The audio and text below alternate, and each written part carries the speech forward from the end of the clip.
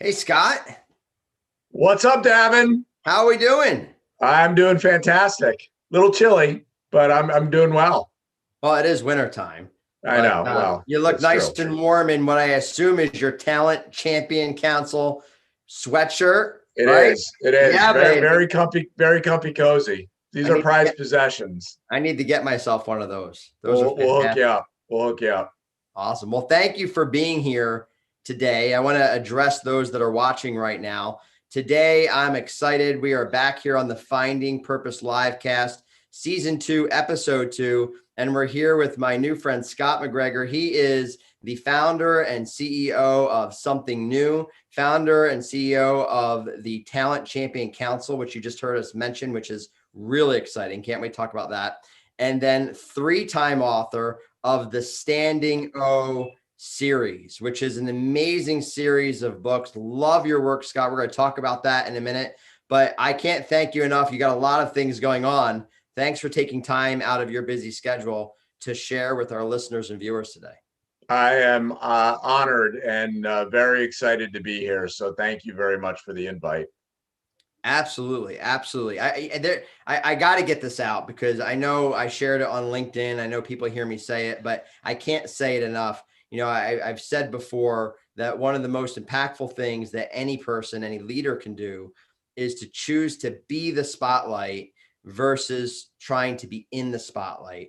And I really believe that your work is the embodiment of that statement. When I read your books, the Standing O series, it really is all of these stories of all of these amazing other people and their perspectives. And so much of it is purpose-driven work, not to mention the two companies and organizations that you founded, which also have a purpose component to it. So I really want to get at the heart as we talk today behind what drives Scott. But before we do Right. that, tell us a little bit about who you are, your story, Something New, the Talent Champion Council, your books, your work, wherever you want to begin. Let's introduce Scott to the world. So I'm a bit of a talent geek. So even back in my days when I was a chief revenue officer, I realized that people are really the engine for any company. It's not the product, it's not the process, it's always the people. So I've been hyper focused on team building and culture and putting people over everything really since I've been in business, and it's paid off, very well to kind of have that perspective. Um, you know why a lot of these things have been constructed the way that they're constructed probably goes back to my childhood. I grew up, pretty poor in an affluent town, which was a very strange way to grow up. But I was surrounded by successful people. I watched what they did. I had a lot of people that helped lift me up and put me kind of on equal ground with them and helped me to be successful. And so that kind of gave me the energy and the motivation and the desire to always give back. And when I started Something New, that was really the most important piece, was to make sure that there was a give back component. And that's really where Something Good came in, which is kind of our philanthropic arm. That led into the Standing O series because I was trying to figure out, as a bootstrap startup, how do I give back when I can't write a big check? So I said, well, what are my assets? And my assets were friends like yourself that were incredibly successful entrepreneurs or CEOs or Olympians or pro athletes, best-selling authors. And I said, well, I've got a bunch of friends like that are incredibly interesting. Why don't I ask them to write a chapter in a book of gratitude for a life lesson that they learned, and then I'll give all the proceeds to charity. And it worked once, so I'm not that bright. I said, if it worked once, it'll probably work again. I can scare up another 50 some odd friends. So we did it again, and then we did it a third time. And we'll keep going until until I run out of friends, I guess. Well, I don't think there'll be a shortage of friends in your future, because you have truly done a tremendous job of building relationships based off of purpose. And what you mentioned, some things there that are so foundational that I want to highlight. You had talked about, you were trying to figure out, you knew what your why was, and we talk about this. There's a difference between purpose and why, right? Purpose is what your gifts, talents, abilities are that you can contribute to the needs around you, the greater betterment of society. It's your reason for being. It's why you're here. It's what you do. Your why is what motivates you to actually do that, to get up out of bed and jump into your day. It's your reason for doing. And you just really highlighted both of those. So you talked about, you knew actually kind of what your motivation was even before the purpose. It was like, I know what motivates me, and now I need to go figure out how to make that impact. Okay, what can I do? And you kind of came back to your purpose, and you're like, well, I can do this. I can do this. What are my assets? What are my resources? How can I bring those together? And you did all of that, and you used them all for a greater purpose to then obviously contribute to a greater cause and to society. Talk to us about what that cause is. So you have all of these books, you have all of these people contributing to it, you have all of these friends that you've surrounded yourself with, and you have two companies that you basically founded in the last few years. Where is all of this contribution going? What is the impact it's flowing towards? It's all, I think, wrapped around a concept that I constantly go back to, which is to try to be a ring in the ripple. So I think a lot of us that are, smaller entrepreneurs, so something new is 6 years old. The Talent Champions Council is all of 30 days old. And I think a lot of people really feel maybe a little bit disenfranchised, or that might not be the right word, but they feel like they don't have power to really impact change.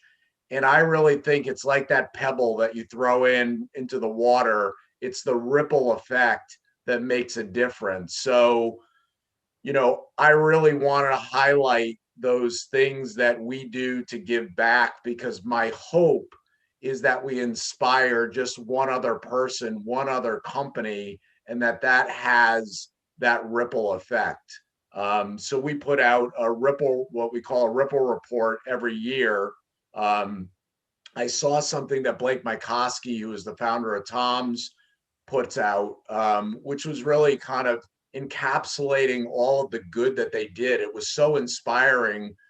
I said, well, why don't we do that? I mean, we're a small company, but we could do the same thing and hopefully inspire other people. So we put out, and we'll put it out soon, our second, a ripple report that kind of highlights the things that we do. And it's not to beat our chest and say, look at us, which for a long time, I really felt like you do good things because it's the right thing to do, not to get the glory.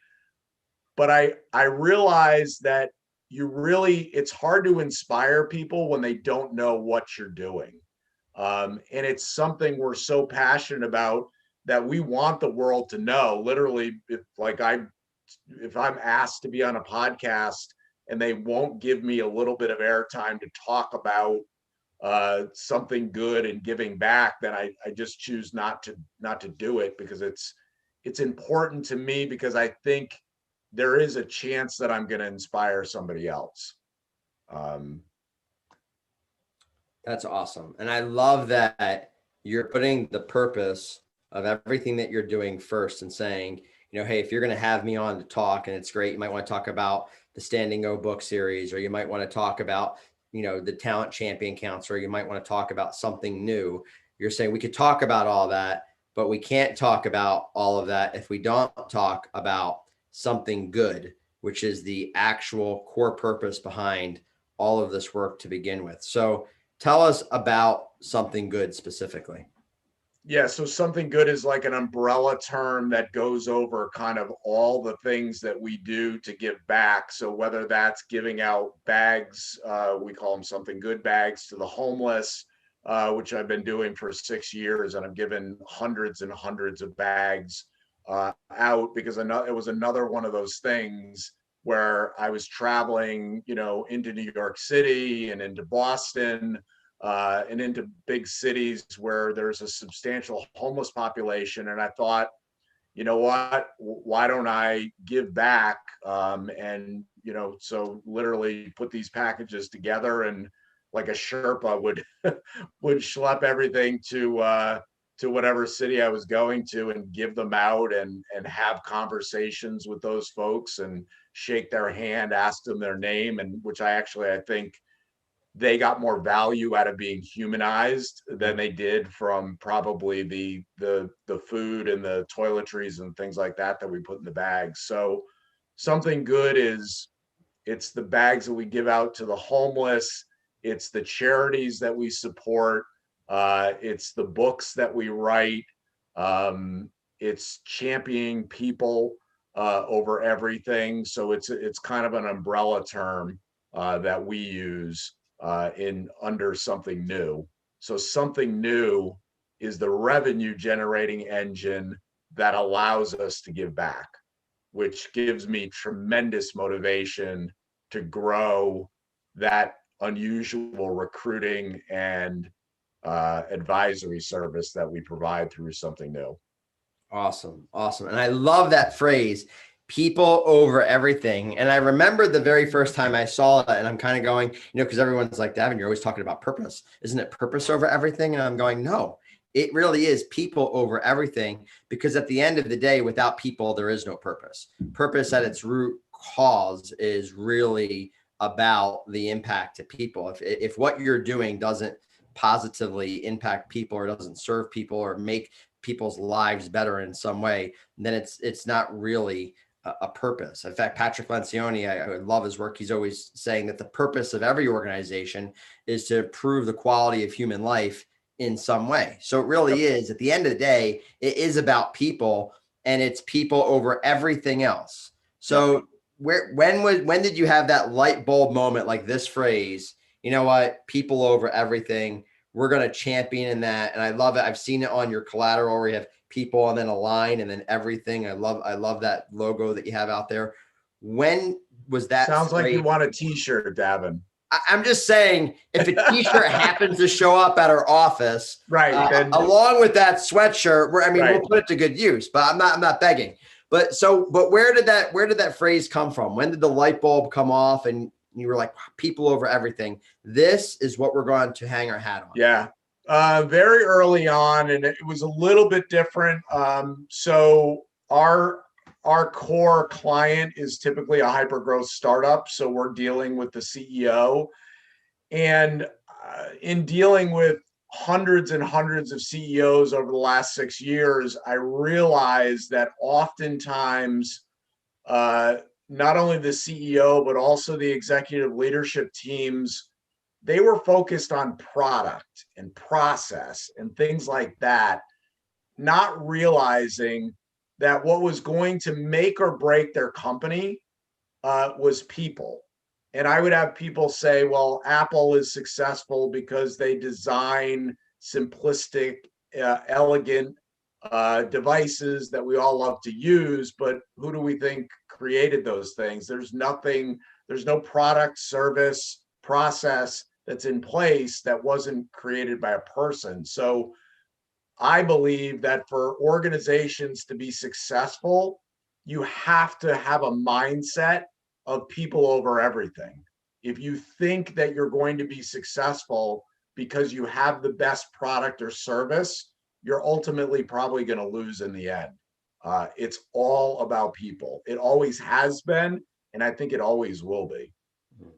That is an absolutely true statement. And I know that there's some that are listening to this and some that will listen to this. They'll say, yeah, this is old hat. We all know it's about people. Everyone's talking about people. But at the end of the day, you got to make money, because if you don't make money, your company doesn't exist, and then you can't support your people. And And I get it. There's these competing mindsets, right? We've talked about it: purpose, people, process, performance, profit. There's a natural order, but as business leaders, we tend to gravitate more towards process, performance, and profit, and lose sight of people and ultimately purpose. What would you say to those leaders that are out there that, because listen, we're all guilty of it.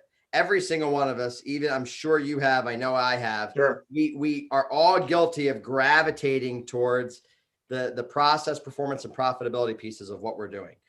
Even those of us who have a people over everything mindset and a purpose-driven mindset, what would you say to those that are saying, yeah, I know this stuff, but, or yeah, but at the end of the day, how do you get them to actually lead with a people over everything mindset, no matter Yep. what? So I think one of the root causes is that people are messy by nature, and products and process is not as messy. So I understand why people gravitate more there than they do to the people side. But at the end of the day, when I'm talking to a CEO, I just use logic, really. So if I'm speaking to a CEO and I ask them, what's your biggest expense as an organization? The answer is labor. What's labor? Labor is people. So, okay, so it's your biggest expense. And what's the biggest thing that is going to determine your success or your failure? Again, it's people. Yet the third question typically that I ask is, how often do you and your executive leadership team sit down and talk about your talent strategy? That answer, horrifyingly enough, is almost never, which is insane, because it's your number one expense, it's your number one predictor of success or failure.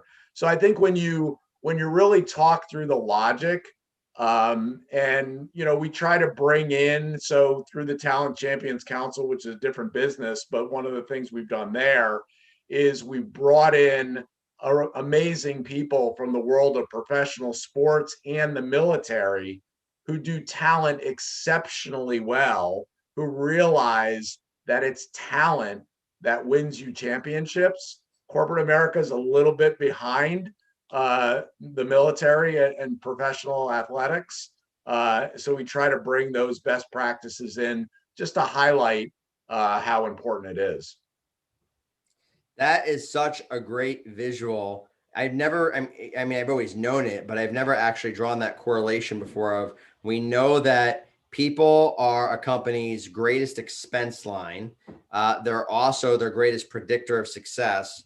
And yet we often spend the least amount of time actually developing that portion of our business. I think about the aha I had as you were saying that. I was thinking about just even on a personal level, right? Because every leader on here, you're still a human being, no matter what size your company it is. And you have things that, in the past, whether it was searching for, a better rate on your mortgage or your car insurance or any of those things, we look at our household budgets, our household P&Ls. And it's like, oh, our largest line often is our mortgage or house payment, unless it's paid off or whatever the case is. And people, I just thought about this as you said this, because it's probably a true statement. I would venture to say that there are leaders out there that have spent more time in the last year evaluating how to get a better rate on their mortgage, on their greatest expense line at home, than they did on how to help develop their people, their greatest expense line at work. Right. It's an epidemic. I mean, if you look at most organizations, and if everyone was being honest, if you took the C-suites, if you took finance, IT, sales and marketing, HR, if you took all of that and you stack ranked who has the most power, guess who's at the bottom? HR, all the time. All the time. So I blame, a lot of it. HR sometimes is blamed for a lot of the issues that people have, whether it's, turnover or poor onboarding or talent acquisition issues. I really say it's the CEO. The CEO has to give that power to HR. And unfortunately, the Jack Welches of the world who said HR is our most important department, or the modern day, like Gary Vaynerchuk says, his number two is Claude Silver. Claude Silver is his chief heart officer. She's the head of people at VaynerMedia. Why are they winning? Because they put people first, and That's right. because he gives power to the people that can affect the most change and the most positive results within his company. That's exactly right. In fact, and I know that the tagline that was developed for Talent Champion Council is that people are the greatest assets of an organization. I would offer and take that one step further, because sometimes that word asset can become transactional, right? Sure. People are not just the greatest asset of your organization; they're the greatest ambassadors and effectors of your purpose as a company. Right? They're 100%. the I love it. greatest ambassadors of your purpose. Yeah. They're the greatest advancers of your purpose. Yep. They are literally the deciding factor on how much impact your organization can have on this world. And so if we treat people like they're a number or a cog in our company, or and human resource, I've never even liked the term human resources, to be honest with you, because it's just kind of like, well, here's some resources to help the company, and they're human beings, they're a commodity. That's no, right? They're people. And you forgot that when you started your company had this purpose that it set out for. Whatever product, service, or offering it is that you had, you said, hey, here's what we are going to create, and it's going to change the world, or it's going to positively impact society, or maybe it's already been developed and it's already out there, but we're going to do it better or faster or cheaper, whatever it is. There was a purpose that every company set out sail for, and they invited people to come along board and say, come join us in this impact that we're going to create. And they got people bought into the purpose, and they became the greatest ambassadors of that. And that's how companies grow. But all too often we forget that, and we start focusing on process and product and performance and profit. And then people become a cog in that machine. And we forget to champion the greatest thing that we have in our organizations, which is our people, which are the greatest champions of our purpose. 100%. Well said. Well said. I'm glad this is being recorded, because I'm going to take a snippet of that and definitely repurpose that. Oh, well, my pleasure. But it's something that I could tell you're passionate about. It's something that I know I'm passionate about. I think that's why we connected so well when we connected a while back. And I think it's what I like so much about this Talent Champion Council that you have developed. So I want to switch gears a little bit here and talk a little bit about that, because I feel like what you are starting, you talked about the ripple effect earlier. I feel like you're starting this ripple through the next generation of leaders that are out there, to not just think about HR differently, but to think about their businesses completely different, and the role that talent plays in championing their purpose. So talk to us about the Talent Champion Council, what it's all about, and ultimately what the vision is for it. Yep. So I had a little bit of an epiphany moment. My wife and I were driving back from Charleston, South Carolina, and we were just talking about the business, and I love the business of something new. We have an advisory service where we help companies with building the foundational elements for talent acquisition, onboarding, and retention. And I love that business, and I also love the recruiting business that we do. But we can only impact so many companies a year. It's super high touch, so we can only work with so many companies in a given year. So I was trying to figure out, what can I do to impact more people and also have a bigger give back component. And it hit me, why don't I start a membership community focused on talent strategy? That's not just for HR, it's for CEOs, it's for CFOs, it's for CIOs, it's for a 20-year-old kid who wants to advance his career.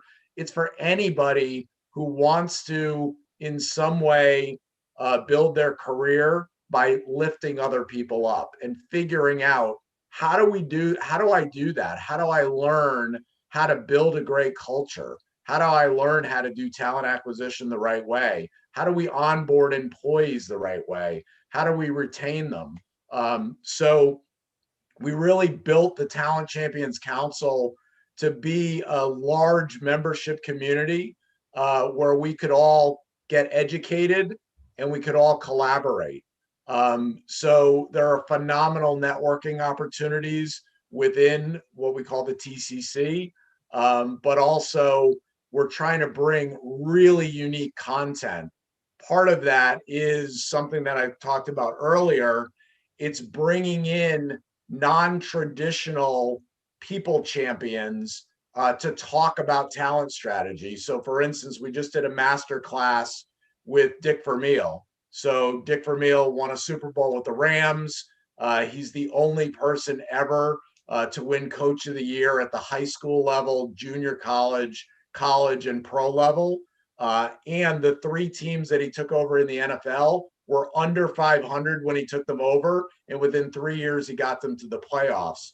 So that sounds like a guy who knows how to build a team and build a culture. So we had Coach Vermeil come on and do a master class on team building and culture.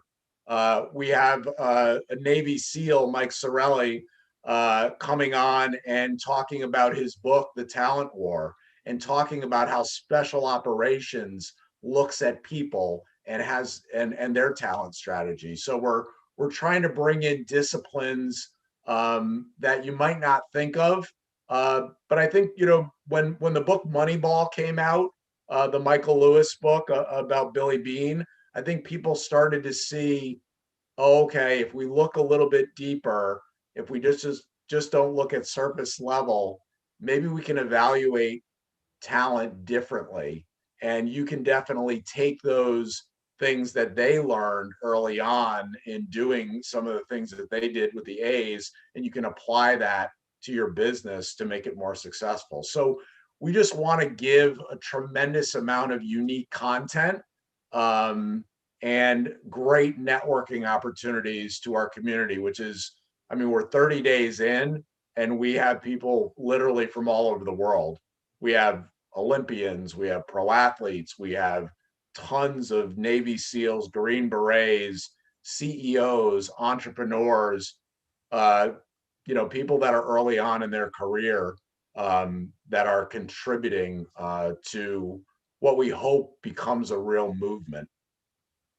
Awesome. Well, it's been inspiring to watch you pull that together. And it's been inspiring to see all of these different people from different backgrounds and from all parts of the world and, you know, all different levels of academia and accomplishment really come together and say, we want to be a part of something that is going to help people see talent differently and help champion that word in the way it was always designed to be championed, by putting people over everything and bringing together resources to truly help people become who they were created to be so they can operate at the highest point of their potential to fulfill the purpose that they were created for. It has been incredible to watch, and I'm grateful to be a part of it. I'm grateful that you put it together, and I'm excited for some of the things that I know that are upcoming that you have out there. I don't want to pull spill the beans on anything, literally. But for those who want to learn more about the Talent Champion Council and how they can get involved and how they can tap into all these resources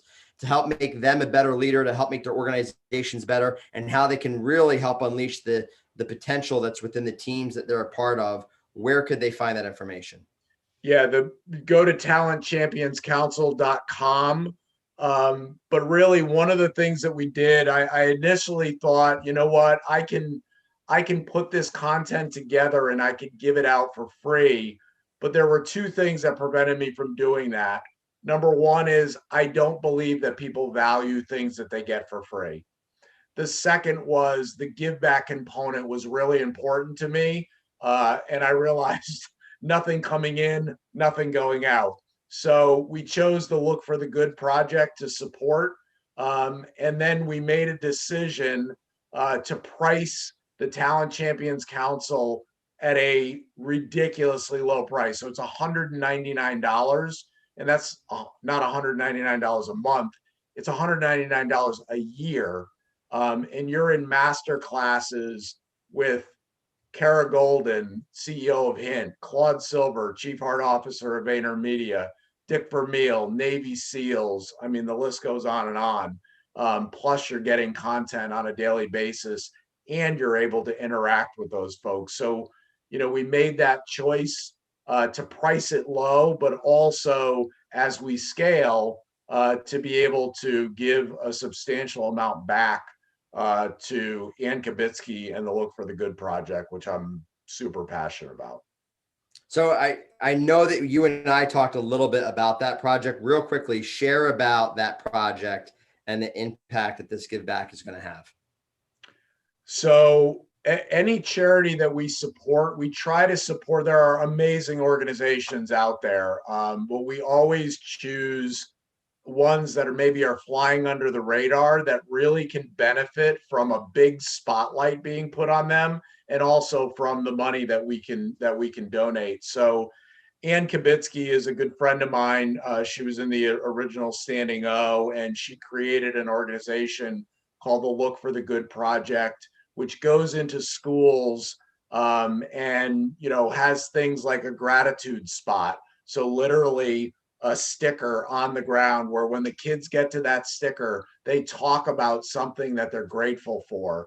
The program that she's put together is a game changer from an anti-bullying perspective to giving gratitude, and it's incredibly affordable. So it's about $500 to $850, funds an entire school. So I just think the work that they're doing with our kids, that are younger kids in school, is just incredible. So her charity was the one that we chose for Standing O Encore, which is the second book. And then we, along with our advisory board, took a look at a whole bunch of organizations to support through the Talent Champions Council, and we picked the Look for the Good project. That's awesome. Awesome. Well, Scott, I want to thank you so much for a few things. One, I love that you use the word spotlight again, because really, I truly mean it. You truly do choose to be the spotlight for others rather than trying to be in the spotlight. And that's a lesson that I think that every one of us, no matter what you've accomplished or what you're trying to accomplish, can learn, is to consistently try to be the spotlight for others rather than trying to put yourself in it. I thank you for bringing together this incredible group of different talent champions, leaders, people who are truly utilizing the gifts, talents, and abilities and insights that they have gotten and built through this world to make a greater impact to society. I'm excited to be a part of it. And just overall, man, your heart. I just love your heart truly for people over everything. It's not just a phrase, you're living it out in all you do. So thank you for being a champion of purpose, a champion of people, and a champion of just business as a force for good in this world that so desperately needs it. No, I appreciate you giving me the forum to talk about this stuff that I'm wildly passionate about. And, it's important that we talk about the things that mean the most to us, because I think we all want to leave a legacy. And that certainly is the legacy that I want to leave. Well, I know that you're already leaving it. So as we wrap up here, I want to give you the last word here. What is one thing you want to say to those watching this today that is going to help them move closer to this mindset of truly living out people over everything? Not just a phrase that sounds good or a message on a t-shirt, but every day waking up with, no matter what today, I'm going to choose people over everything else. I think one of the things that gets missed a lot is how fun it is when you do that. So I've been asked before, well, why do you do this? Why do you do that? And a lot of the answer is it's fun. It's fun to lift other people up and put them in the spotlight. It's fun to make strategic introductions that change somebody's life. It's fun to mentor somebody. It's fun to give back. to causes that are meaningful that can change the world. It's just fun. It's a fun way to live. And I think that gets lost. It sounds so simple, and it is simple, but that's what fuels me. It's so much fun. There's nothing better than getting off the phone and knowing I just delivered value to somebody. I put their needs before mine. So I think of it like Christmas gifts. Would you rather get a gift or give a gift? I would rather give a gift and see the smile on somebody's face and the impact that it can make. So it's just it's fun. I think when you start doing it as a practice, it has a domino effect, and you're just like, wow, I want more, I want more, I want more. That's exactly right. And I think every others focused person that is still on this call and watching this live just felt that light in their heart, just kind of because they get that once you start getting on that, you want more of it. You should. The book The Go Giver was one of the best books that has impacted my life, and you, sir, are definitely a go giver. So thank you for continuing to give so much of yourself to others, to those around you, to this world. Really grateful for your work, and thank you for taking time to be with us here on this live cast. I appreciate it. Thanks, Davin. Thanks, Scott. We'll see you soon. And for those of you who are listening today, once again, here with Scott MacGregor, the founder and CEO of Something New, the founder of the Talent Champion Council, and 3-time author of the Standing O series, great series of books with tons and tons of contributions from talent champions out there and influencers. So tune in next time for the next episode of the Finding Purpose Livecast. Scott, thanks again. We'll see you soon. Thanks, guys.